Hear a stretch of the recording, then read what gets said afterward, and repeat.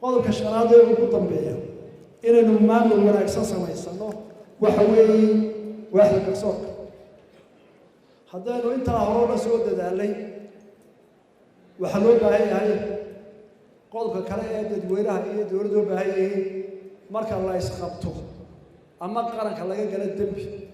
ama qof tirsado dembi ama koox tirsado dembi in lagu dhafay waxay xaq u leeyihiin inay helaan cadaalad sugan bini aadamuna intii uu jiray wuxuu ka hadlayay cadaalad waxaana la ogaaday cadaaladda ilaahay u basugi kara laakiin waxaynu u baahannahay bini aadamku dadaal weyn oo aynu boqolkiiba 90 ku dhowaano inaynu saxna cadaaladda iyo in ka badan inta bini aadam dadaal kale si taa loo helo waxa ugu dhib badan qodobka aynu aad iyo aad uga rafana dadkoo dhamina la rafanayo dowladdu baa dhibaato haystaa waxa weeye laba hal baa is haysto iska soo horjeeda oo ay cadaaladana haystaan miisaankeedana ku dhaareen cadaalad hafiis waxa weeye qofka muwaadinka ee ilaahay karaameeyay ee quraankiisa uu ku sheegay bini aadmiga ugu karaamo badan waxay ku nool wuxuu leeyahay xuquuq dhowrsoon oo la taaban karo oo diinteenu ugu horeysa wixii taa sheegay caalamkuna nagu daday iyo in nabadgeliyada qofka iyo qaranka la ilaaliyo labadaas ay dhibaato ka dhex joogtaa mar walba caalamka laga joogo sababta oo ah dhibaatooyinka jira maanta adduunka ka jira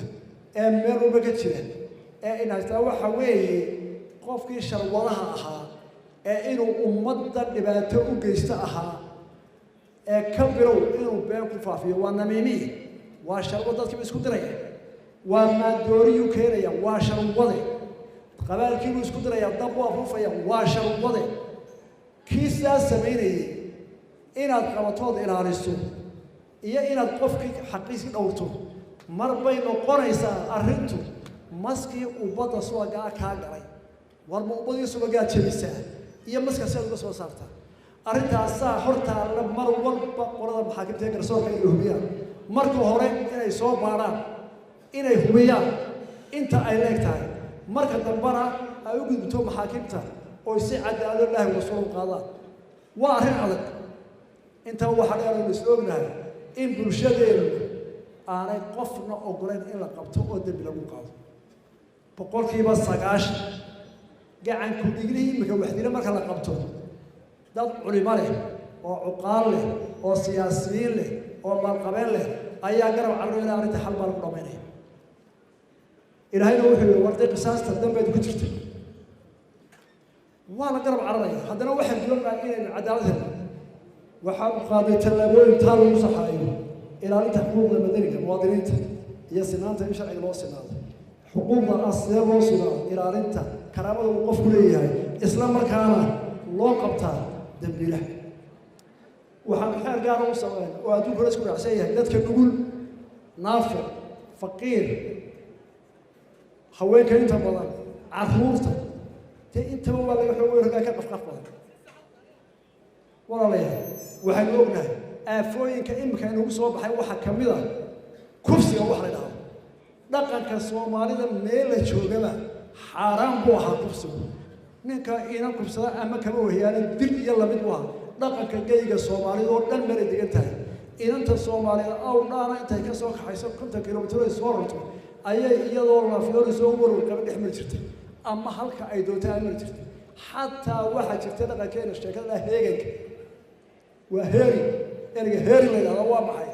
halka inanku markuu doono inuu guursado hagoogta uu reeraha dhex maro gabar ka doorto xataa habuu iyagoo xora oo aan cabsi qabin ayaa inta israacaan heer noqon jiray nin guursada soo noqon jiray oo reeraha tagi jiray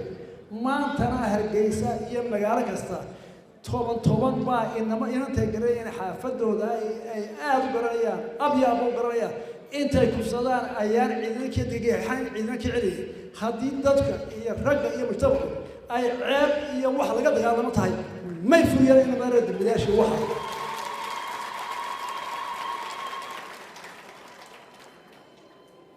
kaaga daranta marka taasi dhacdo kufsigaas dhaco waa ay ruusu sheegnay intaas oo oday iyo intaas oo nin oo si uu qofka dambiga galay ama tobanka galay ayaa maxkamadii ku cararaya oo booliiskii ku cararaya oo u doodaya oo sheekada sheegaana ay tahay waabaynu meherina maxaa dhacay mawraba kuma yaa isu meheriyeen waxaas macaqila waa inaynu meel adag taas ka tagana qarar ahaan oo aanay gelin laba laga loo